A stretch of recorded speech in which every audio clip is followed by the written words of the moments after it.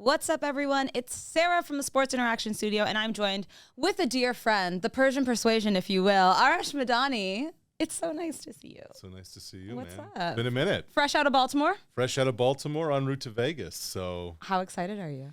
I am. I can't believe it's a rematch of the 2020 Super Bowl. Like, I was there in Miami, and you look at it all these years later, new quarterback for San Fran. Tyreek Hill's nowhere near KC. And a 7th round Mr. Irrelevance got the Niners going to the Super Bowl. It's just, it's wild. Yeah, I mean, so you were in Miami. Now it's Vegas. What are you looking forward to the most about Vegas hosting a Super Bowl for the first time? Just all of it, I think. Yeah. Like, if you had said to me 8 years ago, 10 years ago, Vegas is going to host a Super Bowl, I'd be like, you're out of your mind. Mm-hmm. You know, Vegas was a 4-letter word for professional sports leagues. Now the NHL's there, the NFL's there. Apparently baseball's on its way. And I've been to Vegas for big fights before, Mayweather-Pacquiao and Mayweather-McGregor, and it's just nuts. Like, it is sensory overload on steroids. And now you bring the Super Bowl and all that comes with it with Vegas. I think it's just going to be kind of a sit back, take it all in. Thursday, Friday, Saturday. I actually think Sunday is going to be chill. But I think Friday, Saturday especially is just going to be nuts around the Strip. No one's sleeping. It's just going to be chaotic. Yeah, and both teams are staying far away from the Strip. They must. They have to. Closer to Henderson, Nevada. But, you know, there's never been a Super Bowl like this. Yes, New Orleans has its temptations. Yes, South Beach is there. Beverly Hills is just down the road. But Vegas is a different animal. And so it's just going to be interesting to see how the teams approach it when the temptation's right there. Yeah. I mean, you mentioned like South Beach, though, because I think Miami would be maybe the next closest kind of most compatible with Vegas in terms of a hosting city, because we know Miami is also very party-centric, you know, lots of people there for whatever reasons.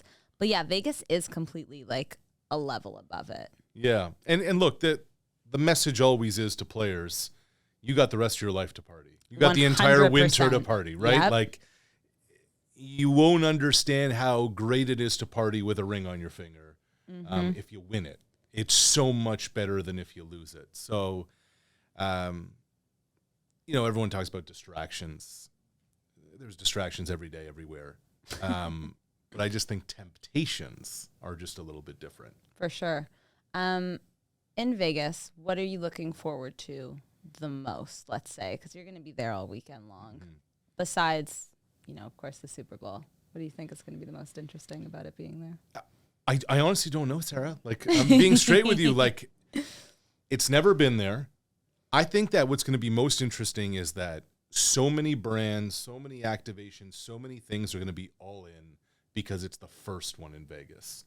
And, you know, last year, thinking about Phoenix and everything that went on, it felt like it was really the first Super Bowl out of COVID, but it really felt like the first gambling Super Bowl. Like, it used to be called Radio Row. Now it's Media Row. And the most significant setups were all the different books. Yeah. And so it wasn't ESPN Radio or Fox Sports Radio anymore. They had a presence, don't get me wrong. Yeah. They were all there, but you know, you're looking around and everybody's associated with something. So now you add the Vegas dynamic into all of this, and how crazy are brands going to want to go? What kind of parties are they going to do? The other one, and this is random, but I expect a huge week at a Bud Light because they've had to do a huge rebranding to try and get back market share because of America and its freedom. Heaven forbid you have an opinion that's not about guns and cowboy hats. And so I just think that as part of their kind of resurgence, they've got Peyton Manning on board, they got a Post Malone show. I just think Bud Light's going to go all in on this too. That's so fun, though. I love that. And we have Usher at the halftime show. What happened there? Okay, see, I didn't want to say something went wrong. Like, did they click the wrong button? It doesn't. Who opted out? It doesn't seem like it makes a whole lot of sense. Now, listen, I grew up listening to Usher. I love Usher. In fact, I saw him live when he was here for the NBA All-Star game, however many years ago that was. He's fantastic. But we're talking about Vegas. And I just feel... No. You're talking about the Super Bowl halftime show. Yeah. Forget even Vegas for a minute. Usher in 2024? What? Oh, see, I'm not, because I think this is what's going to happen. You're going to be sitting there, you're going to be rather standing there on the side. And then you're going to see, oh yeah, I know every song. I think it's going to be one of those. I think you're going to remember your youth because he does have, I think, more songs than you think that you know. So my take on it is somebody backed out at the last minute. Really? Doesn't he have a residency in Vegas though? Like, sure. Maybe there's... But it's the NFL. Mm-hmm. It's the Super Bowl. Like, Usher's not an A-lister anymore.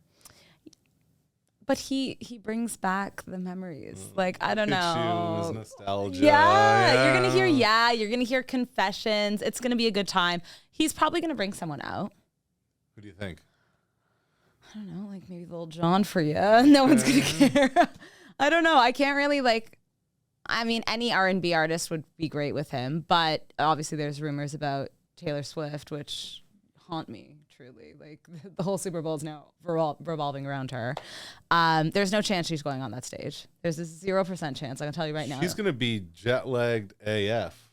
Where's she coming from? Tokyo. She's got 4 shows in Tokyo, and then apparently she's going to get on a private jet and fly across the ocean to arrive like 12 hours or something like that before kickoff. It's nice to be Taylor Swift. Billion with a B. Yeah. Okay, before we get into player props, who would you rather have at the halftime Super Bowl show, or who do you think is a better pick? Give me a couple options. Oh, man. Just out of curiosity. Yeah, it's a good one. Because Usher ain't doing it for you. Nah. It was Rihanna last year. Who was also a letdown, in my opinion. And I think a lot of that had to do... She was great. I think a lot of it had to do with the fact that she was pregnant was amazing, but I think it also took away because obviously you're not as mobile, which is absolutely fine. But I think it was too much hype for what it was. So I got to be honest with you. I never watched the halftime show. Oh, okay. Because running around. I have. There's a choice you have to make in that spot. Is that wherever you're watching the game from, and every year it's different. Top of the concourse, in the auxiliary press area, wherever. You have to make a decision. At some point, you have to line up in the area to get on the field for postgame. And that's going to take a good half hour to navigate. So it's either miss most of the third quarter or miss the halftime show. Yeah. So I just missed the halftime show. That's a fair shot. So it doesn't really matter for you. So then you don't care if it's Usher. No, it's just weird. Okay. Something's weird about that. Yeah, that's fine. That's fine. We'll see. We'll see how Usher does. Player props. You got a couple. Let's talk. What are you going with for this game? Well, I was in Baltimore for the AFC title game, and it was amazing to see how ball control was just such a big part of what Kansas City wanted to do on offense. No kidding. They wanted to keep Lamar and that offense off the field. They succeeded with it. And I think that's going to have to be part of Kansas City's game plan in the Super Bowl, because when you got Debo, CMC, Ayuk, Kittle, let me count the ways on how San Francisco's offense can beat you, you want to keep them off the field. And so, to me, Isaiah Pacheco, over the number of carries, opened at 16.5. I like that a lot. They call him Pop. He's explosive. He runs hard. It's a San Francisco defense that's showing some vulnerabilities, especially on third down. You can run on them.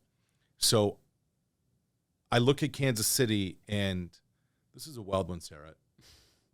This year, second half, their under is 18-2. They're going to run the football. So I like Pop over carries. And by contrast, I like Fred Warner, the best defensive player on the field. I like him over tackles, over 5.5, because I think he's going to have to be the one at the second level to clean things up, because I'm not sure San Francisco's front can. That's fair. You also had something on McCaffrey? Your favorite. CMC. Look, Lamar deserves NFL MVP. If there was an NFC MVP, to me it's Christian McCaffrey. He is going to be the most important player on the field for San Francisco. you can get an anytime touchdown on Christian McCaffrey at plus money for the first half. I like that one. I also think Brock Purdy's going to struggle again. He didn't even throw for 50 yards in the first half against Detroit. He hasn't played a clean game in a while. He was dreadful against Green Bay. Throwing a pick is around, depending on where you can price it, minus 105, minus 110, over 0.5 interceptions. I think there's a pick in Brock Purdy's Super Bowl. I like that. Right now in Sports Interaction, San Fran's actually favored on the money line. Do you agree with this? I don't know. I don't know. You don't know anything about this. You don't know what's going on. So, Kansas City wins the AFC title game, being shut out in the second half, but win the game because the turnover ratio is +3 in their favor. KC doesn't cough up the football. Baltimore does 3 times. Who's going to hold on to the football? Who's going to make fewer mistakes? I have to think that Mahomes will make fewer mistakes than Purdy. And then after that, from a physicality standpoint, I think San Francisco's defense is more physical. Kansas City's defensive performance against Baltimore was masterful. I actually, gun to my head, I'm taking San Francisco because they're the better team. Okay. They have more offensive weapons. Their defensive talent is better. The more talented team is San Francisco. Execution-wise, because we haven't seen a clean game from San Fran in I don't know how long. Is there something to say about Patrick Mahomes as well? It's insane. This is his 4th Super Bowl. He's won 2 of the 3 he went to, only losing to the GOAT, Tom Brady. Yeah. You know what I mean? I think in big games like this, that experience playing under pressure like that, it comes into play. He is a big game performer. So we get to the stadium in Baltimore really early. Yeah. Shout out cameraman Alvin Cison. We love Alvin. Alvin. And so we thought it was going to take forever to get there, traffic, whatever. Anyway, we're on the field 3 hours before the game. The first player to come out way before warm-ups began, all by himself, was Mahomes. And he just went and sat on the bench, put a big red parka over himself, and he just sat there. And he sat there by himself for about 30, 45 minutes. And he's not looking around. The visitors' locker room is cramped in Baltimore. Who knows what was happening in there. And then he just came over towards that goal line right by the pylon, put his phone down, put his ear pods in, and started going through his routine. His stretch, his throws. And we so often, Sarah, talk about, the game, it's not too fast for him. He's got to slow things down. Mahomes is just such a cool customer. Doesn't panic. Even in that loss to Tampa Bay, he was under siege, but he still was able to keep it together.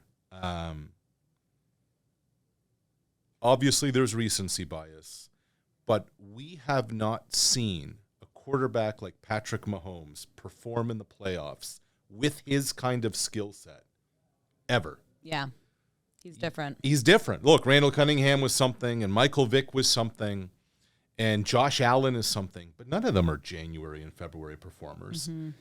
This dude just understands how to manage games, understands how to make big-time plays, and he's got 87 as his running mate. And in the 4th and 2 on the opening drive, it's Kelsey. Yeah. First series of the game into the end zone, it's Kelsey. They make the strip at the goal line. You need a big 3rd down conversion, it's Kelsey. They are the best quarterback to pass catcher combo, in my opinion, ever. Ahead of Montana and Rice, ahead of Brady and Gronk. Nobody has more postseason catches ever than Travis Kelce, and a big part of that is 15 making 87 go. Yeah, I think it's a bit scary as well because he's still so young. The future is so bright. When you think about the level he's performing at this age, this early in his career, just makes me think, this is the next 10 years. This has to be the next 10 years. Well, through 6 years as a starter in terms of playoffs, quarterback rating, touchdowns, completion percentage, yards, everything. Mahomes is ahead of Brady in almost every single postseason statistical just category. Accelerated. It's crazy. And you're right. He's just getting started. It's scary. Yeah. If you're not a Casey fan, good luck. And the whole thing was, okay, well, Mahomes is on his rookie contract. What happens when you have to pay him? Okay, well, they lost Tyreek Hill. What's going to happen now? Think about where they were in December. They lost 3 out of 4. They get humiliated on Christmas Day against the Raiders. The coach had already been fined. Mahomes already had a meltdown on the sidelines the week before. These dudes haven't lost since. There's something else. Yeah, different mentality. Is he your Super Bowl MVP? No. Okay. I think if Kansas City wins, it's going to have to be with their defense again. Mm-hmm. And there is not a bigger disruptor than Chris Jones. Chris Jones can stop the run. Chris Jones can force fumbles. Chris Jones can get to the quarterback. He'd be my Kansas City Super Bowl MVP. Okay. And I'm kind of tailing my wager pre-NFC Championship game. I got Debo at 50-1 to win Super Bowl MVP. I love that. Yeah, and his shoulder looks okay. And at some point, Kansas City is going to have to make a decision on what they're going to do. Is it Ayuk? Is it Kittle? Is it CMC? Is it Debo? And a couple of big plays by Debo. They can use him on end arounds and reverses and obviously in the passing game. I just think from a value standpoint, Jones and Debo stand out. I like that. Okay. I'm a value guy. Wait, we love good value here, guys. We do. So who's winning the Super Bowl? San Francisco. They're the better team. There you go. The 49ers are winning the Super Bowl in Vegas for the first time. Arash, it's been a pleasure to talk to you. I hope you have the best time heading off this weekend. Take care. Don't get too crazy until you're done working. Or get crazy. No promises. No, Thank you, the Sarah, best time. All right, guys, there you have it. Super Bowl, 2 weeks' time. Can't wait. San Fran and Casey.